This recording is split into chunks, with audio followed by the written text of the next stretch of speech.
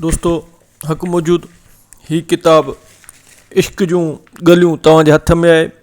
ही किताब सिंध जे ॾाहे गुल हसन कलमती जो लिखियलु आहे। गुल हसन कलमती मुहक़िक़ मुतरजम ऐं तमामु सुठो लेखक ऐं ख़ासि तौर ते असांजी तारीख़ ते ऐं कराची जे हवाले सां सिंध जी जेको शहर आहे कराची उन जे हवाले सां हिन तमामु वॾो कमु कयो आहे गुल हसन कलमती।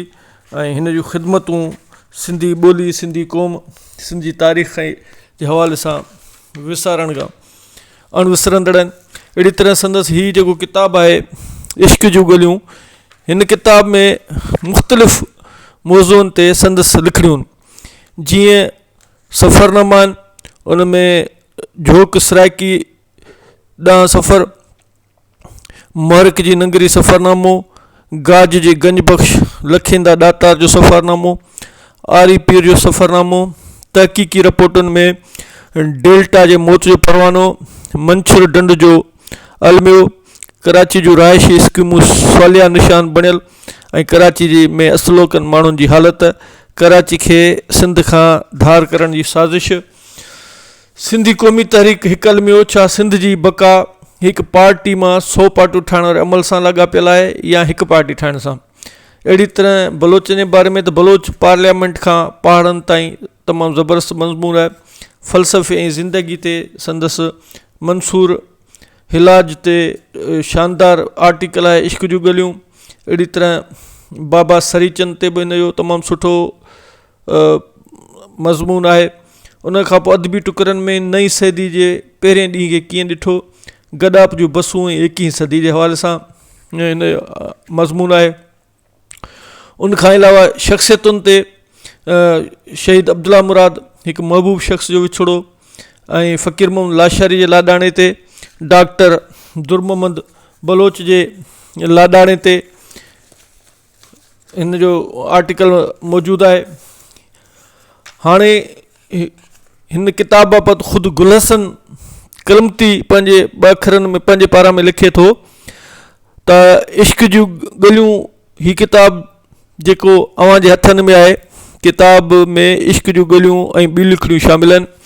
मज़मून इश्क जूं ॻलियूं मशहूरु सूफ़ी शहीद मंसूर बिन हिलाज जी शहादत बाबति आहे।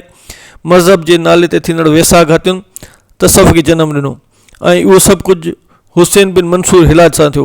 हुसैन जे मामले में मज़हब सां गॾु गॾु इश्क वधीक शामिल आहे।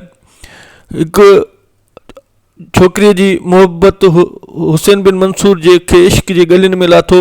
उन इश्क हिन खे अमीर हामिद बिन अब्बास वटि आंदो ऐं उन अमीर हिन खां मज़हब जे नाले ते इंतकाम वरितो।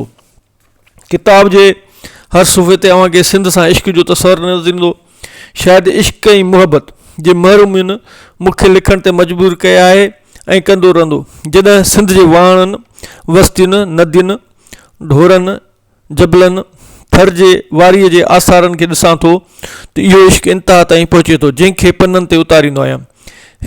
हिन किताब में गुज़िरियल 10 सालनि जे अरसे में मुख़्तलिफ़ वक़्तनि ते लिखियल लिखड़ियुनि ते ॿधल आहे। हीअ मज़मून मुख़्तलिफ़ रिसालनि ऐं अख़बारुनि में पिणु छपिजी चुका आहिनि। उन्हनि सभिनी मज़मूननि खे सहिड़े किताबी सूरत में हिकु हंधि गॾु करणु इंतिहाई ज़रूरी हो, छाकाणि त उन्हनि में अक्सर मज़मून जो तालुक़ु तारीख़ सां आहे ऐं कुझु मज़मून हिकु रुलाक जी डायरी आहिनि। रुलाकीअ जे उन जी जुनून मूंखे चुलिस्तान खां ईरान जे शहर पेरदान ताईं पंधु करायो। तारीख़ जीअं त मुंहिंजो पसंदि मौज़ू आहे, उन करे घणनि मज़मून में तारीख़ जूं झलकियूं नज़र ईंदियूं। हर मज़मून जे आख़िर में सन लिखियलु आहे, जंहिंजो मक़सदु इहो आहे त मज़मून उन सन में छपियो आहे, तंहिं करे मज़मून खे उन साल या सन जे तनाज़ुर में पढ़णु ऐं ॾिसणु घुरिजे।